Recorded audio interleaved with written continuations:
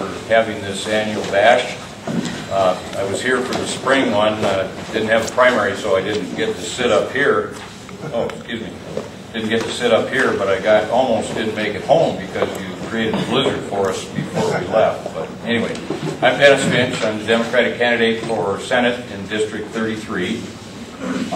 I've been married to my wife Nancy, who's sitting here for almost 38 years. We have 4 children and 5 grandchildren.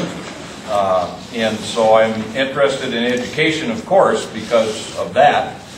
But more recently, and when I've been at the doors, I've heard a lot of talk about education early on.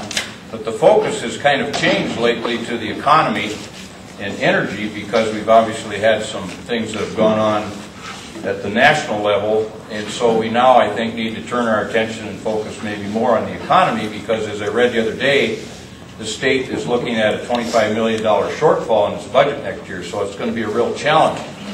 I served 7 years in the former administration of former Governor Richard Knipe as Labor Secretary. And in the 1970s, for those of you that have a little gray on their temples like I do, remember that we had some tough economic times then. We had a drought cycle for a number of years. We had an oil embargo, which created some issues similar to what we have today. We had to cut our budgets, and we had to be able to run government more efficiently at the state level. And I think that's one of the things that's going to have to be done in order to make things work. We actually reorganized state government in the 1970s, and we pared down 160-some agencies to 16 major agencies, one of which I was the head of. I had a 500-employee agency with a $21 million budget, so I know what it's like to work budgets. So I've had experience in the executive branch. Now I've been practicing law for 30 years here in Rapid City, so I have a lot of experience with the judicial branch. And now I want to tackle the legislative branch and see if I can help out there. I was successful in my job as Secretary of Labor. I've been successful in law practice, and I think I can be successful in representing the District 33 constituents. I have, like I said, education has been the main focus. We need to get creative in how we fund education. I don't think it's appropriate to talk in terms of raising taxes at this point in time for certain, because people can barely afford to buy a tank of gas and groceries, so they certainly can't afford to pay more taxes. So we have to figure out a way to fund education, even though we have perhaps are going to have a budget shortfall. As I said, I've got the requisite experience to do that. I've been there before, and I want to go back again. Thank you very much. Well, I don't know. I haven't really researched the highway funding because I've been kind of focused on education. But there are probably a number of things that can be done to make the system more efficient.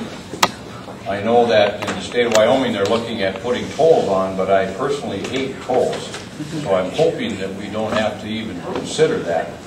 But we definitely have to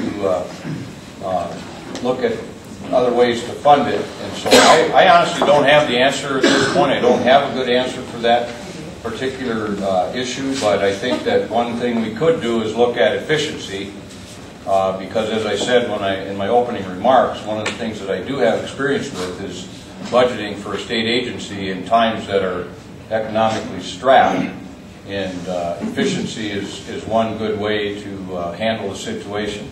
The other thing is that I have talked to people about, or have had questions about, why we don't use prisoners, for example, to do some of the road work that's necessary.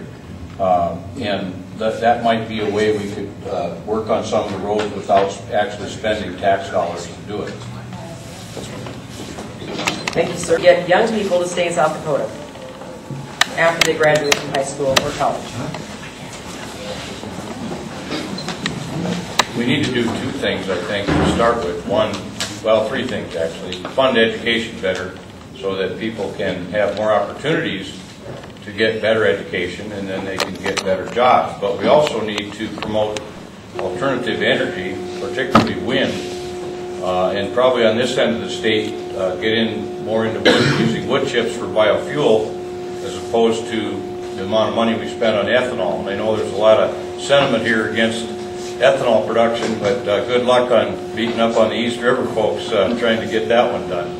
But anyway, energy sources to promote new jobs in that field and better jobs. And then I think we need to, when we give tax breaks to businesses to come into the state, we ought to require them to meet a living wage before they get any help from the state or local government in terms of tax breaks.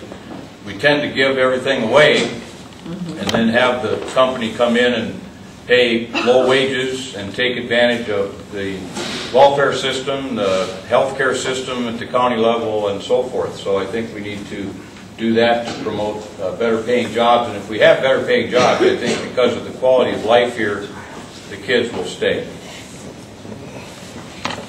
It's two. You know, when you're going to buy a piece of real estate, they always say that saying is location, location, location.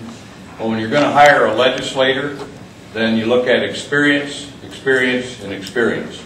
I have 7.5 years, almost 8 years experience in state government as a head of a large agency. I've made budgets.